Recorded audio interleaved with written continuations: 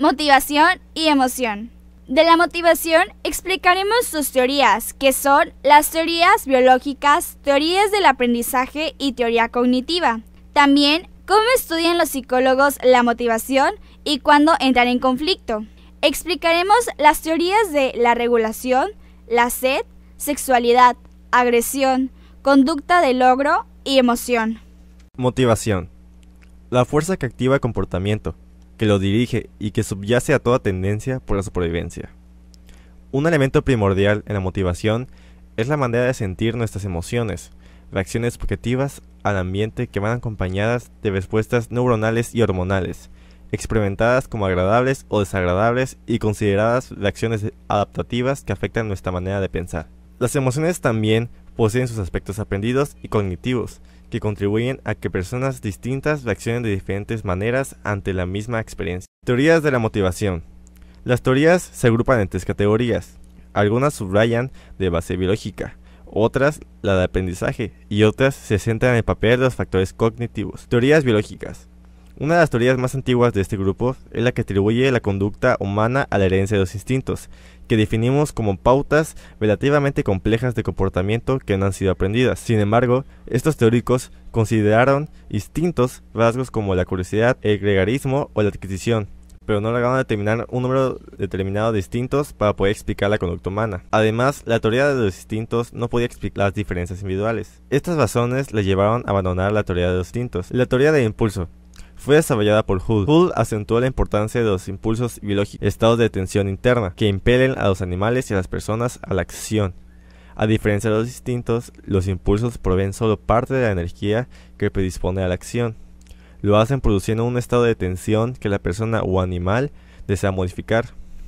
La reducción de este impulso representa el refuerzo suficiente para que se produzca el aprendizaje. Otros psicólogos propugnaron la existencia de impulsos psicológicos junto a los biológicos para explicar la conducta humana, desde que en 1968, cuando Henry A. Murray sugirió por vez primera que la satisfacción de ciertas necesidades activa y dirige la conducta. Hull había estudiado principalmente necesidades fisiológicas como el hambre, la sed o la sexualidad. El creciente énfasis puesto en las necesidades psicológicas y las diferencias que se producen en estas entre una persona y otra condujo finalmente al enfoque humanista, representado por Abraham Maslow. Maslow organizó las necesidades humanas en forma de pirámide, con las necesidades fisiológicas más elementales en la base.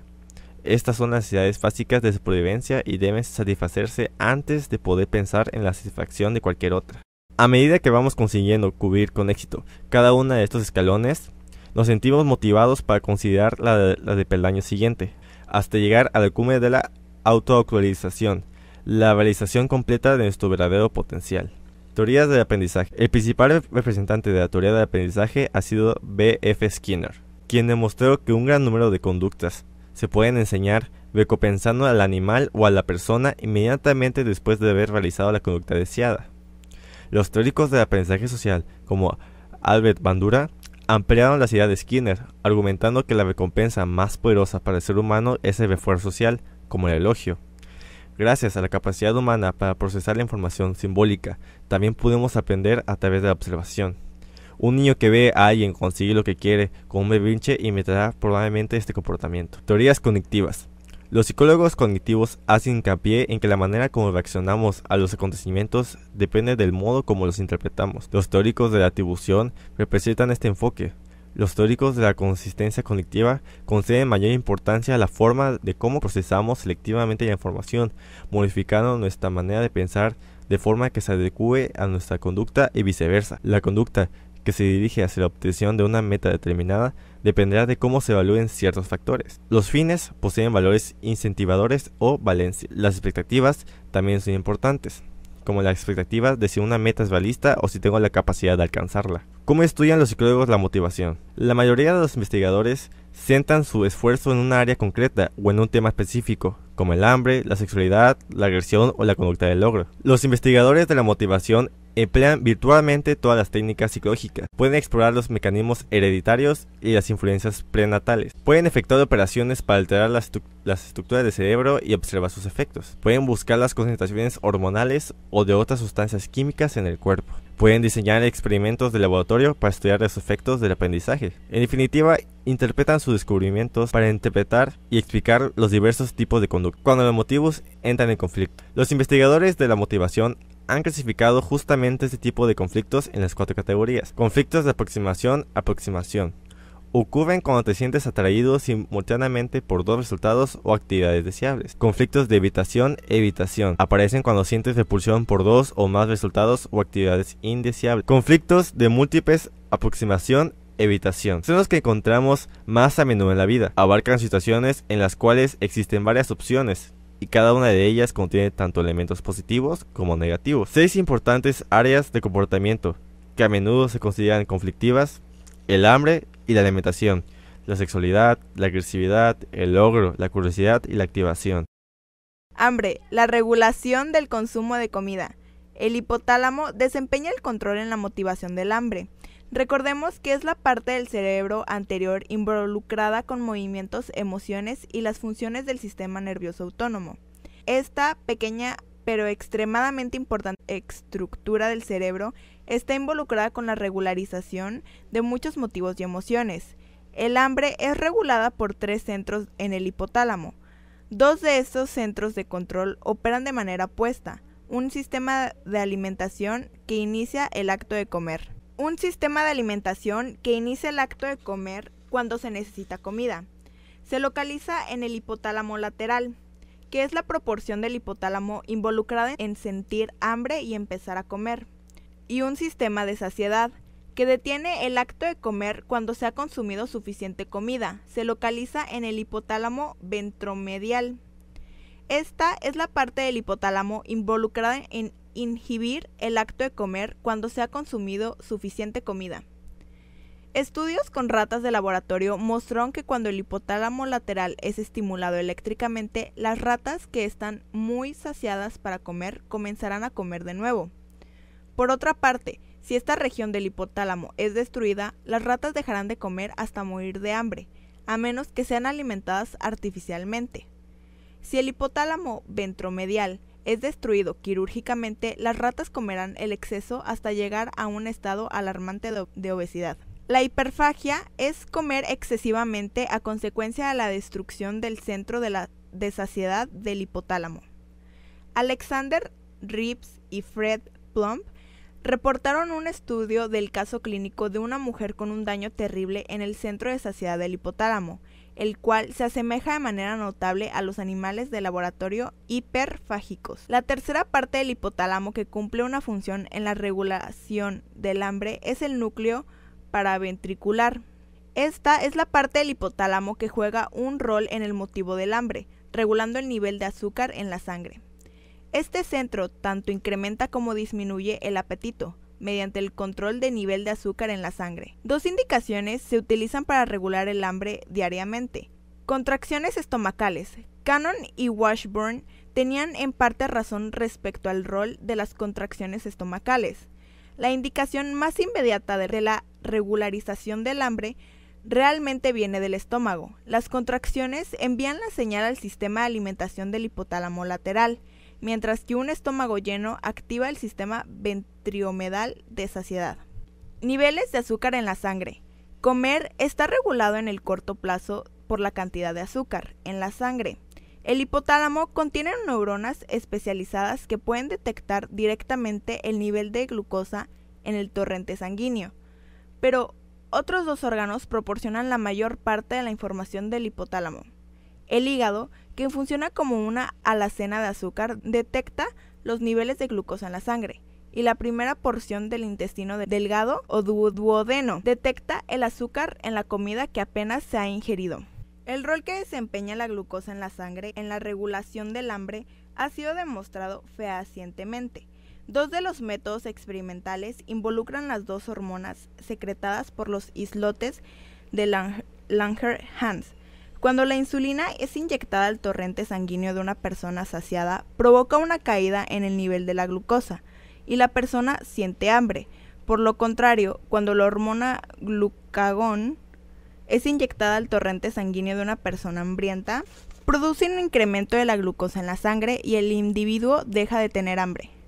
Si comes lento, tu encéfalo tendrá el tiempo suficiente para detectar el incremento de la glucosa en la sangre y hacerte sentir lleno antes de que comas más de lo que necesitas. En otras palabras, entre más rápido comas, más ingerirás antes de sentirte lleno. Niveles de grasa en el cuerpo. El mantenimiento de largo plazo del peso corporal se realiza gracias a la capacidad del hipotálamo en detectar el nivel de grasa en el cuerpo. Una investigación reciente ha revelado que las células adiposas que habitan en tu cintura, caderas y en otros lugares secretan leptina al torrente sanguíneo. Cuando la leptina en circulación alcanza el hipotálamo, las estructuras dentro y alrededor del hipotálamo ventromedial la detectan. Esto provoca que el hipotálamo reaccione de 3 maneras para controlar el peso corporal.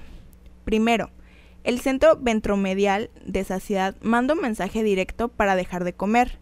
Segundo, le indica al núcleo paraventricular que controle el hambre regulando el nivel de azúcar en la sangre. Se ha descubierto una tercera acción tomada por el centro ventromedial de saciedad para controlar el peso corporal en respuesta a la leptina. Peso corporal y el punto de regulación. Los incrementos en la grasa corporal le indican al cuerpo no solo que coma menos, sino que incremente el metabolismo de células que almacenan grasa. El metabolismo se refiere a la tasa en que las células usan energía. Sin embargo, este sistema de señalización trabaja diferente en cada persona. Los científicos planean la hipótesis de que cada uno tenemos un punto de regulación diferente para grasa corporal, el cual determina el momento en que el hipotálamo ventromedial comenzará a tomar acciones para reducir la ingestión e incrementar el metabolismo. Se piensa que el punto de regulación es como el punto que uno fija en el termostato casero para controlar el calefactor. No se conoce qué etapa o etapas en el circuito de realimentación determina el punto de regulación. Sin embargo, los investigadores médicos están muy interesados en entender por qué el punto de regulación es tan alto en personas muy obesas con problemas de salud. Apetencias específicas. ¿Alguna vez has sentido ansias de algún alimento en particular? ¿Te preguntaste si tu cuerpo estaría tratando de decirte algo así como que necesitas algún nutrimento contenido en dicho alimento? Por ejemplo, una rata cuyas glándulas suprarrenales han sido removidas quirúrgicamente, produciendo una deficiencia fatal en el suministro de sodio al cuerpo, a menos que el sodio sea consumido en forma de sal, muestra una preferencia por el agua salada dentro de los 15 segundos siguientes a que les sea ofrecida. No se sabe si somos tan buenos como las ratas en prestar atención en las necesidades nutricionales de nuestros cuerpos. Sin embargo, ese antojo puede estar diciéndote algo importante. Factores psicológicos en el hambre. Mediante la maduración y el aprendizaje podemos ser infantes que solo beben leche a adultos con preferencias distintas de comida, las cuales juegan un rol importante en nuestras vidas. Una mujer católica puede disfrutar de la carne de res, el cerdo y de los moluscos, pero para algunos de sus vecinos hindúes y judíos, comer estos alimentos representaría violar profundamente sus creencias religiosas. El aprendizaje juega un rol poderoso en determinar qué comemos y cuándo comemos, e incluso cuánto comemos. Estudios con animales no humanos muestran que aún las ratas y los chimpancés aprenden qué comer, observando a los animales más viejos. Las emociones también juegan un rol en el comer. La gente que está ansiosa por lo general come más de lo usual, y que las que están deprimidas pueden perder su apetito por periodos largos. Quizás los factores psicológicos más problemáticos para aquellos que están intentando controlar su manera de comer son los incentivos, que son señales externas que activan motivos. Una investigación del laboratorio con animales ha demostrado que los incentivos pueden ser lo suficientemente poderosos bajo ciertas circunstancias, como para llevar el peso corporal por encima de un punto de regulación natural. Sed.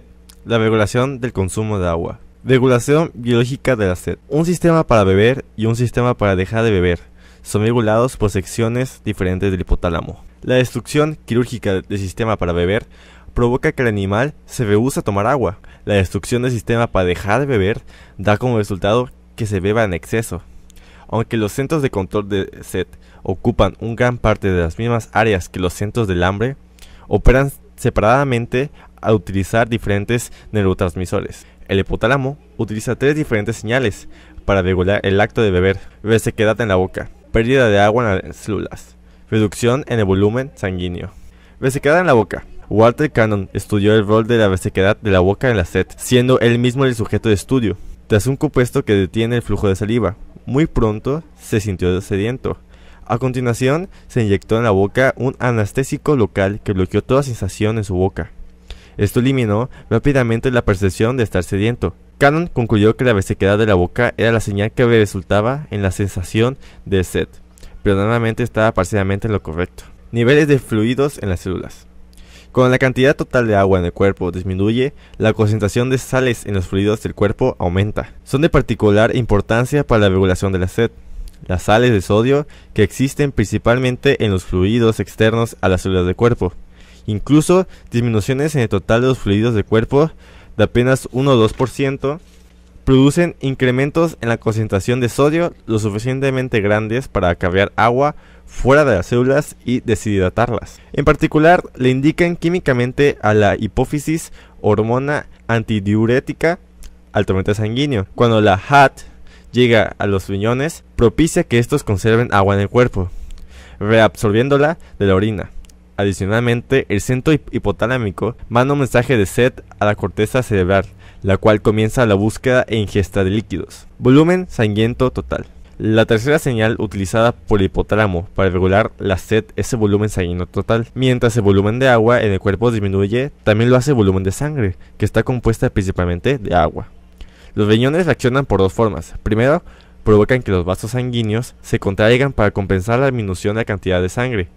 Segundo, mediante una serie de fases químicas, originan la creación de la sustancia angiotensina en la sangre. Cuando la angiotensina llega al hipotálamo, el centro de bebida manda un mensaje de sed a la corteza cerebral que eventualmente nos induce a buscar fluidos. Factores psicológicos en la sed.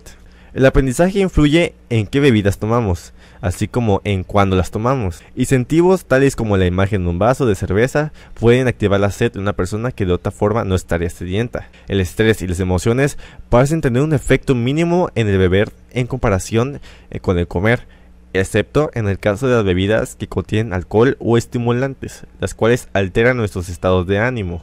Trastornos en la conducta alimenticia. Dos tipos de trastornos relacionados con la alimentación parecen ser más frecuentes en los últimos tiempos, especialmente entre mujeres jóvenes.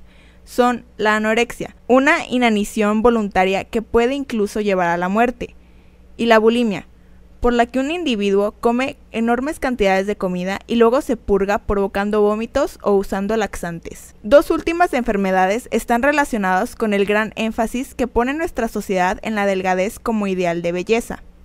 Existen, asimismo, indicios de que ambas se relacionan con la depresión y de que la anorexia puede tener, además, una fase fisiológica. Anorexia. Este inquietante síndrome consiste en una negativa prolongada y severa a comer que provoca la pérdida de por lo menos un 25% del peso inicial y que puede llevar a la muerte. Al comienzo de la inanición aparecen otros síntomas. Normalmente desaparece la menstruación. A veces crece una capa espesa de vello corporal y puede llegar a presentar intensa hiperactividad. No sabemos cuál es la causa de la anorexia. Se han hecho algunas sugerencias. Se trataría de una enfermedad física causada por un trastorno hipotalámico, de una deficiencia en un neurotransmisor, de un trastorno psicológico relacionado con la depresión, del miedo a crecer, de un síntoma extremo del mal funcionamiento de la familia o de la presión social sobre un individuo especialmente vulnerable. Bulimia es una enfermedad parecida, más común entre las mujeres adolescentes y jóvenes.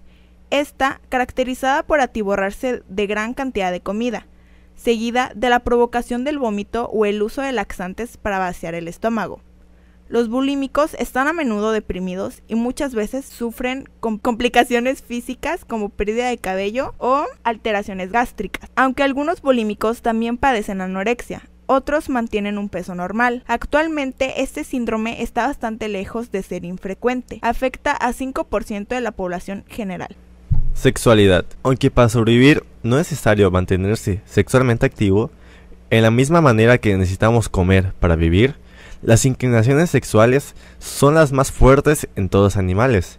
Naturalmente, son necesarias para la supervivencia de la especie. Fisiología de la respuesta sexual humana. William Masters y Virginia A. Johnson, que empezaron a analizar con exactitud lo que ocurre en el cuerpo humano durante la actividad sexual. Con la ayuda de más de 600 hombres y mujeres que fueron voluntariamente a su laboratorio en St. Louis, Masters y Johnson utilizaron una serie de instrumentos técnicos para medir sus respuestas fisiológicas. Masters y Johnson identificaron 4 etapas en la respuesta sexual, en función de 2 procesos fisiológicos fundamentales, la vasodilatación y la miotonía. Esas 4 etapas fueron: excitación. En esta fase inicial, la mujer experimenta una lubricación de la vagina, hinchazón en los pechos, endurecimiento de los pezones, hinchazón de la glande, y una dilatación de la pared superior de la vagina. En el hombre se produce la erección, tensión en el escroto y una elevación de los testículos. Ambos sexos pueden experimentar un envejecimiento de los genitales, así como un incremento de la velocidad del pulso y un aumento de la tensión arterial. Meseta. Cuando la vasodilatación se halla en su nivel máximo, las paredes vaginales se contraen, la abertura se hace más pequeña, permitiendo a la vagina recibir el pene cómodamente. El clítoris se retira hacia el interior, el útero aumenta de tamaño y el color de los labios inferiores se oscurece. El pene llega a su máximo nivel de erección, los testículos aumentan en tamaño y aparece una gota de fluido. Orgasmo. En ambos sexos, el orgasmo consiste en una serie de contracciones musculares rítmicas de los órganos pélvicos realizadas a intervalos de 0.8 segundos. El orgasmo del varón tiene 2 etapas. La primera es de inevitabilidad eyaculatoria, es decir, la sensación de que la eyaculación está a punto de ocurrir y no se puede parar. La segunda es la eyaculación misma. Resolución. En esa fase final del cuerpo vuelve al estado de reposo. La reversión de los procesos anteriores normalmente dura de 15 a 30 minutos, pero puede durar hasta 1 hora en mujeres que han sido excitadas pero que no han experimentado un orgasmo. Los varones entran en un periodo refractorio, un tiempo durante el cual son incapaces de conseguir erección u orgasmo. Las mujeres no experimentan periodo refractorio, lo cual las hace capaces de experimentar varios orgasmos seguidos. Las sensaciones agradables asociadas con el contacto sexual van mucho más allá del simple coito. Existen muchas áreas sexualmente sensibles en nuestro cuerpo. Estos lugares son conocidos como zonas erogéneas, y las personas pueden sentirse excitadas y llegar al orgasmo al ser acariciadas en esas zonas. El medio más común para alcanzar el orgasmo es la estimulación manual o oral de los genitales. Las zonas erogéneas incluyen también los pechos, los muslos, los labios, las nalgas y pueden también incluir otras áreas como las orejas o las axilas, dependiendo esto de cada individuo. Activación del deseo sexual. El factor físico clave que subyace en el deseo sexual, tanto en el hombre como en la mujer, se encuentra en el papel de las hormonas, y el aprendizaje se manifiesta en la manera de cómo reacciona ante diferentes estímulos. Hormonas. Entre los andrógenos, la testosterona es la que más se ha estudiado. Cuando los niveles de testosterona son altos, el varón está más dispuesto a la actividad sexual. Las mujeres también tienen testosterona en sus cuerpos, y en este punto existe la evidencia de que las mujeres con niveles de testosterona elevados tienen una actividad sexual más frecuente y disfrutan más. Hormonas sexuales femeninas más importantes, el estrógeno y la progesterona. El estrógeno ha sido especialmente relacionado con la excitación sexual femenina. El estrógeno se libera una vez cada 28 días, cuando el óvulo rompe la pared de la célula folicular. La relación que existe entre el comportamiento sexual y la fisiología se muestra claramente por el gran número de fármacos que pueden perjudicar el funcionamiento sexual tanto del varón como de la mujer. Un reciente estudio en 188 varones impotentes reveló que la medicación era la causa más importante de su mal funcionamiento. Las drogas también pueden interferir en el deseo sexual de ambos sexos. Pueden producir esos efectos porque alteran la producción o actividad de las hormonas sexuales, porque interfieren el sistema nervioso, bloqueando los estímulos necesarios para una respuesta sexual normal o alterando el estado emocional o el nivel de excitación. Estimulación. ¿Qué es lo que nos hace pensar en el sexo en un momento determinado? El etólogo Desmond Morris indicó que la sexualidad se dispara por señales de sexo, indicaciones que nos permiten reconocer a otra persona como varón o hembra, y en que en realidad acentúan lo masculino o lo femenino. Así que cualquier cosa que diferencia los sexos atrae nuestra atención. Los genitales, los pechos y traseros redondeados de la mujer, los hombros anchos y el trasero plano del varón, y las señales sexuales culturalmente impuestas como la manera de vestir o peinar. No sabemos exactamente por qué unas características físicas determinadas de otra persona nos atraen. Cuando nos damos cuenta de que nos sentimos sexualmente atraídos por alguien, nuestra primera reacción es la de mantener un contacto visual. La siguiente es llegar a estar físicamente cerca, y si el otro se muestra receptivo, llegaremos a tocarlo o tocarla, y por fin pasaremos a este roce o a un contacto sexual. Como seres humanos somos capaces de pensamiento simbólico, podemos excitarnos no solo al ver una persona de carne y hueso delante de nosotros, sino también con imágenes, películas y descripciones de desnudos y conductas sexuales. Aprendizaje. Aunque no poseemos datos científicos sobre el papel del aprendizaje respecto a nuestra preferencia de pareja sexual, aunque no poseemos datos científicos sobre el papel de aprendizaje respecto a nuestra preferencia sexual, es evidente que el aprendizaje desempeña un papel importante en la respuesta sexual. Los monos que no tienen una oportunidad para jugar con otros monos de su misma edad cuando son pequeños parecen motivados a ser sexualmente activos cuando son mayores, pero no saben qué hacer, como llegar a una conducta sexual apropiada. La presencia de seres semejantes de alguna manera estimula a los monos jóvenes a practicar ciertas conductas cuando juegan. La importancia del aprendizaje sexual temprano es también crucial en los seres humanos. Los terapeutas sexuales comentan a menudo la preponderancia de la educación represiva entre las personas con un funcionamiento sexual. Factores conectivos. Dos diferentes tipos de personalidades, extravertidos y los introvertidos, parecen que piensan de manera diferente. Es un trabajo sobre estudiantes ingleses. Eysenck encontró que los extravertidos acarician más, tienen más relaciones sexuales e intentan más posiciones diferentes durante el coito que los introvertidos. También están más satisfechos con sus experiencias sexuales. Eysenck pensó que los introvertidos podían ser más inhibidos por alguna sensación de culpabilidad. Otra investigación ha demostrado que los individuos a menudo asocian la excitación sexual con sensaciones de culpabilidad, y por eso tienen tendencia a clasificar las situaciones sexuales excitantes como repugnantes y nauseabundas. Homosexualidad. Tanto los heterosexuales como los homosexuales muestran respuestas fisiológicas similares durante la activación sexual y se excitan con los mismos tipos de estimulaciones táctiles. Estudios a gran escala han indicado que los hombres homosexuales actúan de forma parecida a los heterosexuales, y con otro ocurre con las mujeres. La mayor diferencia es la preferencia de sexo de la pareja. Se han avanzado algunas hipótesis para explicar la homosexualidad.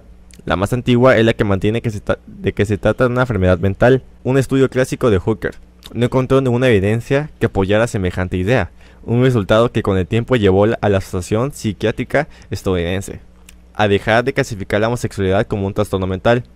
En la actualidad, la APA solo considera la homosexualidad como un trastorno cuando se trata de individuos que desean ser heterosexuales. Otras teorías piensan que existe la posibilidad de la existencia de un factor genético, un desequilibrio hormonal, una situación familiar con una madre dominante y un padre débil, o una situación de aprendizaje casual donde un joven seducido por alguien del mismo sexo desarrolla una preferencia por ese sexo.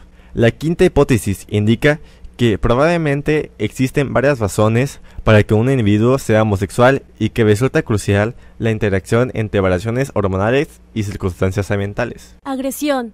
Agresión es cualquier comportamiento destinado a dañar a alguien o algo que nos rodea. En muchos lugares del mundo, esta agresividad a menudo explota en violencia, acción destructiva contra personas o propiedades. Otras veces, el impulso agresivo se limita a la rivalidad, ataques verbales u otras expresiones de honestidad que no incluyen el daño físico. Los científicos han ofrecido diversas explicaciones: tendencias hereditarias, los resultados de la experiencia y el aprendizaje, y una mutua interrelación de estas dos fuerzas principales. ¿Heredamos las tendencias agresivas? Los sociobiólogos como David P. Barash sugieren que contribuye a un comportamiento adaptivo que se ha desarrollado a lo largo de la evolución. Conrad Lorenz, etólogo, ha sugerido que el instinto agresivo existe en todos los animales, los seres humanos incluidos, como un rasgo inevitable y genéticamente determinado. El antropólogo J. Robin Fox sugiere que los seres humanos están programados para la agresión y que este impulso constituye una parte esencial del funcionamiento del organismo, que siempre está presente, que se puede encender con facilidad, pero también se puede apagar si interfiere con otro objetivo. Ciertas estructuras cerebrales se encuentran implicadas en la regulación de la agresión. La estimulación eléctrica del cerebro de un gato provoca que este animal, que normalmente no es agresivo, ataque las ratas, incluso en el caso en que se halle comiendo en aquel momento. Diversas hormonas y sustancias químicas cerebrales se han relacionado también con la agresión. Una de ellas es la hormona masculina, la testosterona. Entre los seres humanos, como la mayoría de las especies animales, los machos son por lo general más agresivos que las hembras. En casi todas las sociedades del mundo, los varones van a cazar y a luchar. En Estados Unidos, comen cometen más crímenes violentos y los experimentos de laboratorio han encontrado a menudo mayor agresividad en los hombres que en las mujeres y muy raras veces lo contrario. La conducta influye en la biología en algunos casos, como se ha visto en estudios con monos en que los niveles de serotonina en el riego sanguíneo del macho dominante, en el riego sanguíneo del macho dominante de un grupo aumentan después de haber conseguido esa posición de dominio. Algunos investigadores han señalado el aumento de la irritabilidad y la hostilidad en algunas mujeres justo antes de tener la menstruación y han sugerido que es debido a los cambios en las hormonas femeninas, un descenso marcado de progesterona y aumento de estrógeno. Recientemente se ha dado el nombre de síndrome premenstrual, SPM. Para tratarla se prescribe frecuentemente medicación, a pesar de que la existencia del síndrome está todavía sometida a polémica. En un experimento que medía la presión sanguínea en personas que participaban en una tarea competitiva y provocadora de agresividad, Freud encontró que aumentaba cuando se liberaban los altos niveles del neurotransmisor norepinefrina en el cerebro. Niveles bajos de glucosa en la sangre que producen un estado de hipoglucemia también están implicados en la agresión. La relación entre el alcohol y la agresividad se han establecido claramente tanto en la investigación como en la observación diaria de las personas que solo se vuelven violentas cuando se emborrachan. ¿Qué es lo que desencadena la agresividad? Las hormonas y las sustancias químicas no producen la conducta agresiva. Lo que hacen es bajar nuestro umbral para expresar la agresividad. Entre el tipo de acontecimientos generadores de respuestas agresivas se encuentran la frustración, los insultos y las evaluaciones negativas.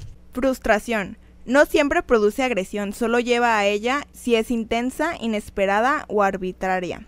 En el escenario pueden estar presentes determinadas señales que actúan como disparadores de la agresividad latente. Una atmósfera que fomenta la violencia, la presencia de armas o una previa animadversión hacia la persona que les ha producido frustración. Insultos y evaluación negativa. Los niños aprenden que casi siempre las personas se enfadan si alguien se burla de ellas. Del mismo modo, casi todos nosotros nos hemos enfrentado con un profesor que nos dio una nota más baja de la que merecíamos. En esto también es importante la intención. Es mucho menos probable que nos enfademos si una evaluación, por negativa que sea, nos parece justa que si opinamos que es arbitraria e injusta. ¿Cómo aprendemos a ser agresivos? Los teóricos del aprendizaje social opinan que la agresión es un comportamiento que se aprende como resultado de recompensas y castigos, así como a través de la imitación de modelos. Aprendemos de la gente que nos rodea. Los padres normalmente enseñan a sus hijos a no pegar primero a los demás. Pero, cuando estos dicen a sus hijos que no peguen a los demás y ellos mismos les pegan, los están enviando mensajes confusos que proporcionan un doble incentivo hacia la violencia. Los padres ejercen una gran influencia sobre la agresividad de los niños. Un importante estudio encontró que los padres de niños agresivos en la escuela eran menos cariñosos y tolerantes, castigaban violentamente a sus hijos en el hogar y en general les ofrecían poco apoyo. Aprendemos de las actitudes de la sociedad.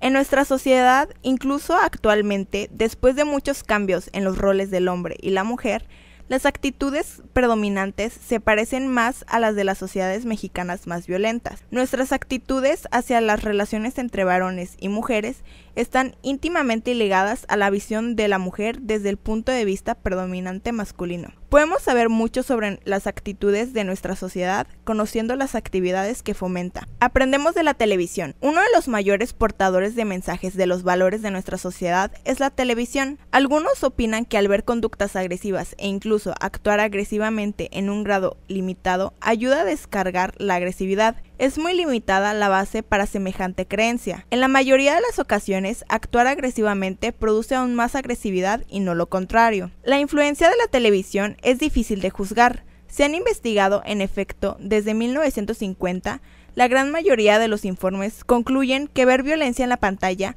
hace a los niños más agresivos en la vida real. El informe publicado en 1982 por el National Institute of Mental Health concluye que la televisión fomenta el comportamiento agresivo de dos maneras.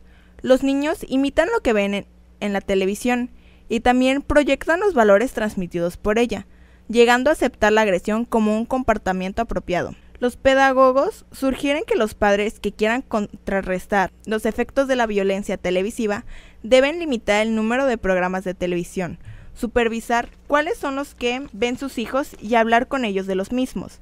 Aunque heredamos la tendencia a actuar agresivamente, el modo con que expresamos o inhibimos este tipo de conducta está condicionado por el mundo que nos rodea. Teoría del instinto de Freud. La liberación de energía agresiva. Sigmund Freud sugirió que los animales, incluyendo a los humanos, nacen con potentes instintos agresivos.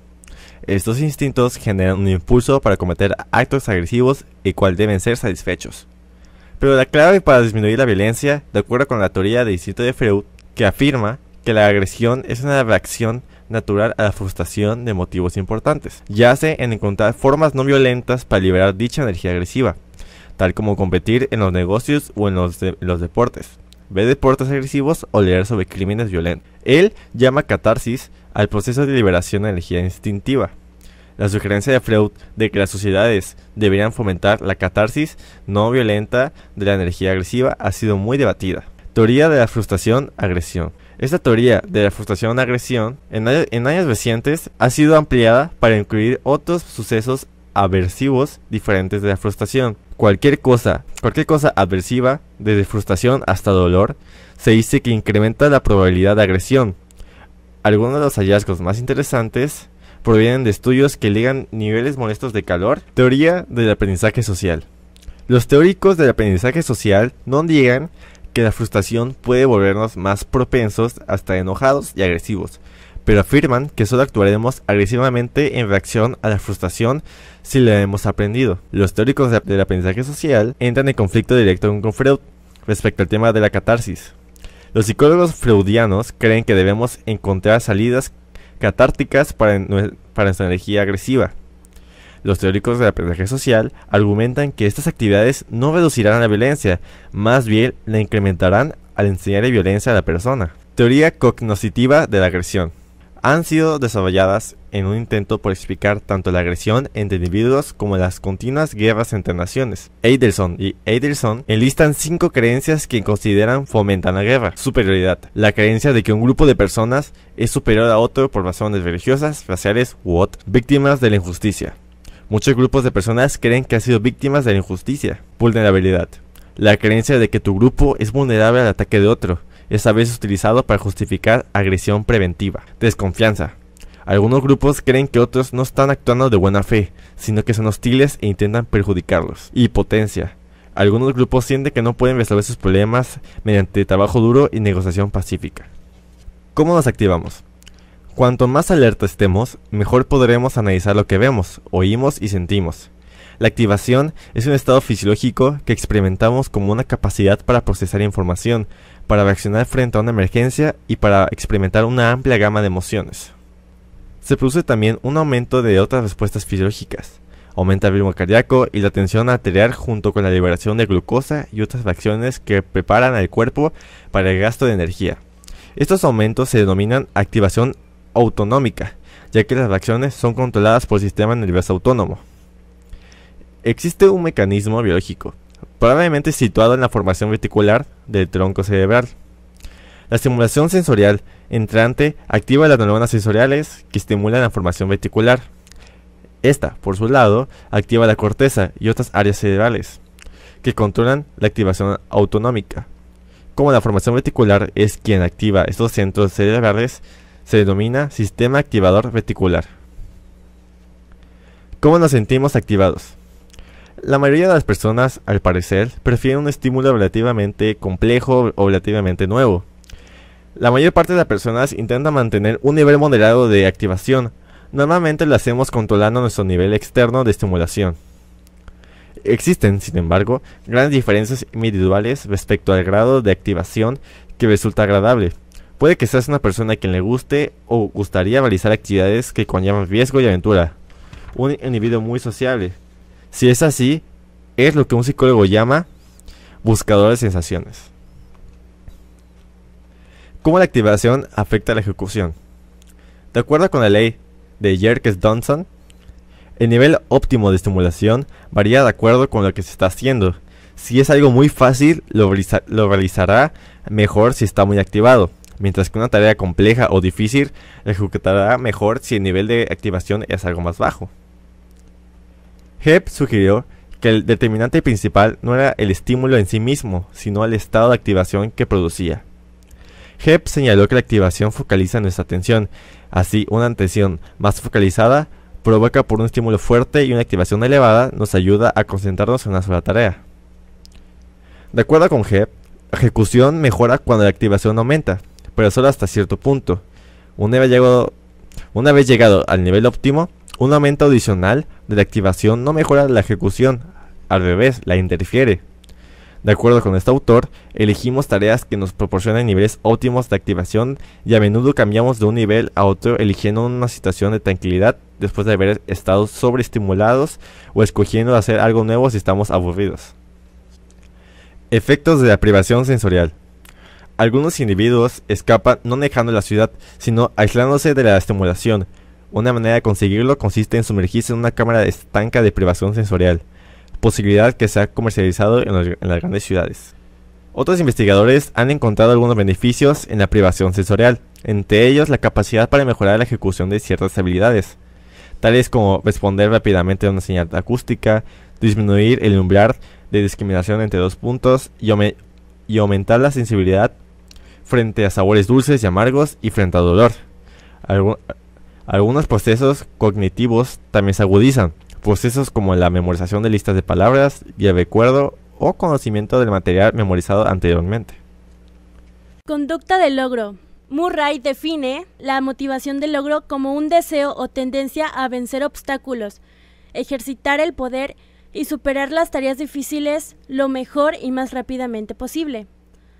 Hasta 1953, los psicólogos no intentaron medir la fuerza de esta motivación usando la prueba de apercepción temática, por sus siglas TAT. La TAT consiste en un conjunto de láminas que muestran diferentes situaciones. A quien ha de pasar la prueba se le pide que escriba una historia que explique cómo se ha llegado a la situación que aparece en el dibujo, qué está pasando ahora y qué pasará en el futuro. Lo que subyace en la prueba es el hecho de que tratemos de imaginar historias sobre temas importantes para nosotros.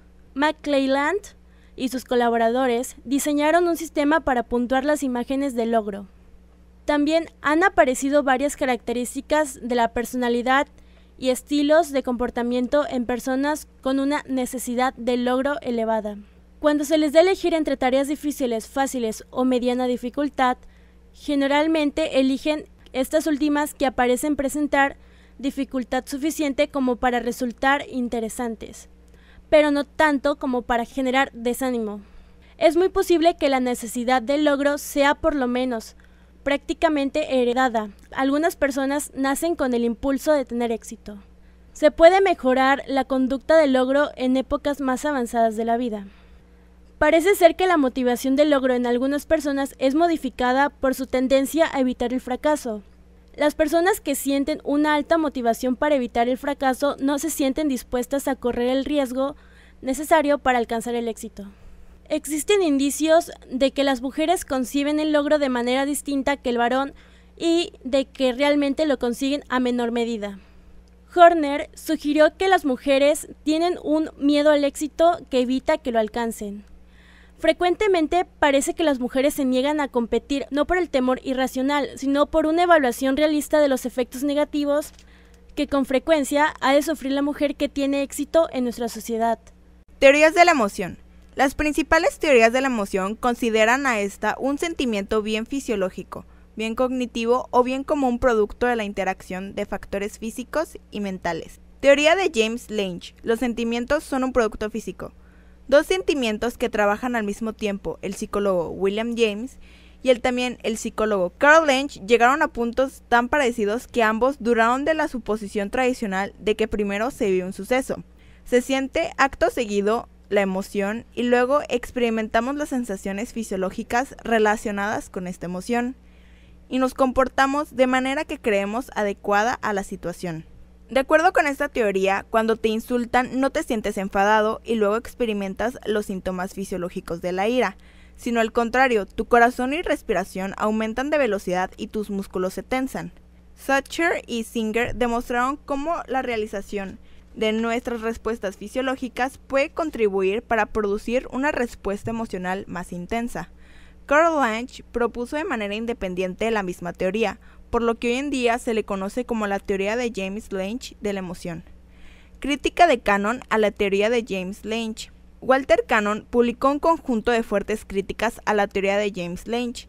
Los 4 puntos principales son los siguientes. Las personas cuyas columnas vertebrales han sido dañadas en accidentes todavía experimentan emociones de forma normal, aun cuando hayan sido interrumpida toda la realización al encéfalo mediante la médula espinal, desde los órganos activados por el sistema nervioso autónomo.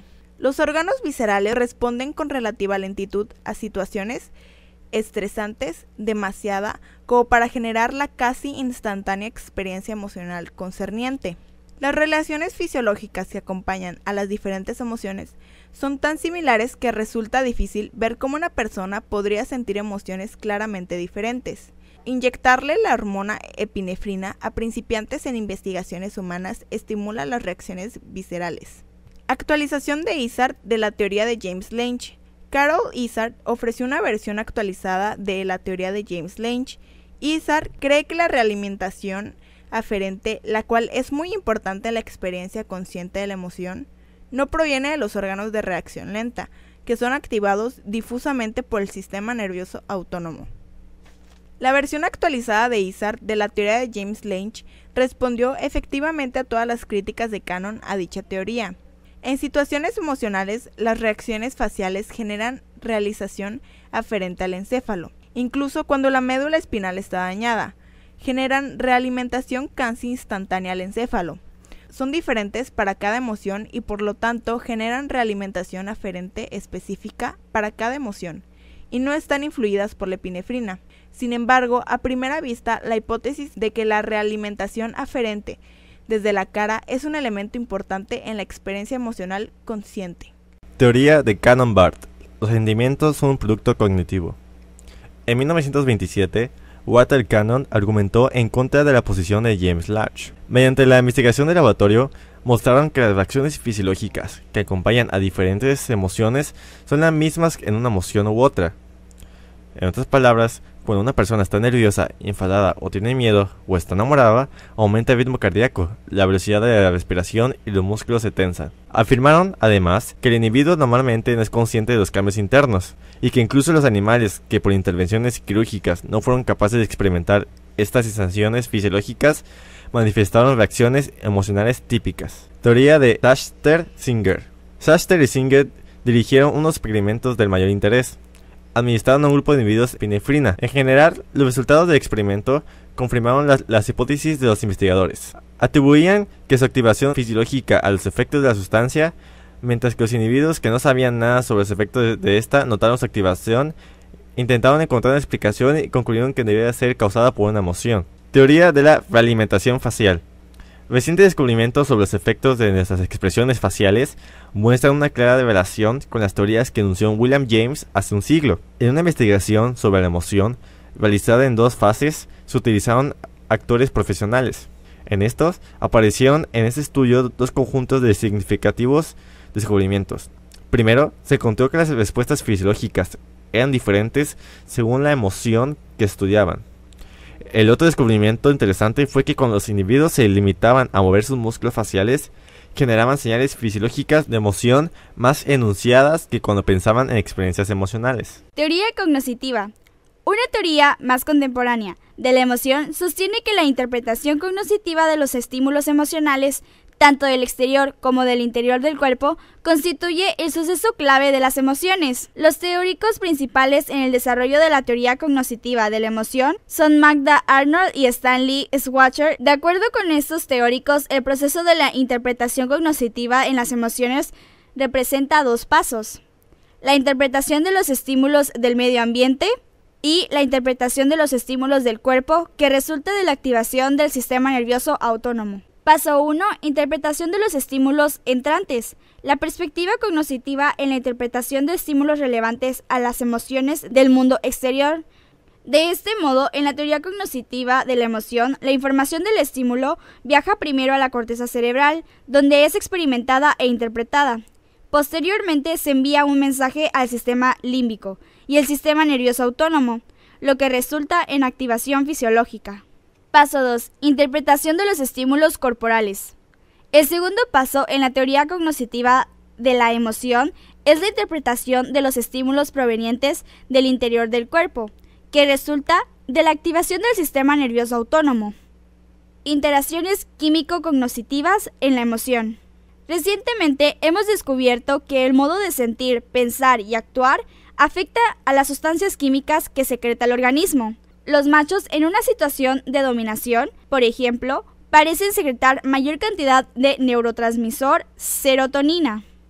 El hecho suficientemente demostrado de que existe una relación entre las emociones y las respuestas corporales constituye la base para el desarrollo del detector de mentiras, puesto que uno tiende a sentirse incómodo cuando miente y por otra parte existen señales físicas de la ansiedad.